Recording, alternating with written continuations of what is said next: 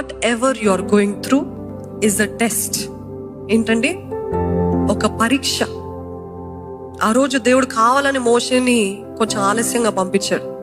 వీరి హృదయం నా వైపు ఉండదా? దేవుడు ఈరోజు మనల్ని పరీక్షిస్తున్నాడు.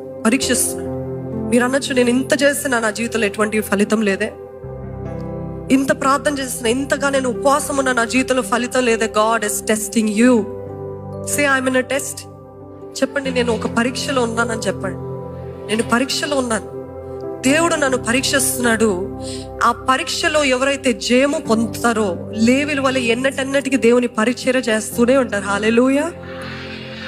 లేవీల వల్ల దేవుడు బహుగా ఆశీర్వదించబడతారండి, బహుగా దీవిస్తాడు దేవుడు. ఆ రోజు పరీక్షించాడు, ఎవరున్నారు నా పక్షాన. ఇంత పరీక్షలో కూడా ఎవరది నిలబడగలిగింది?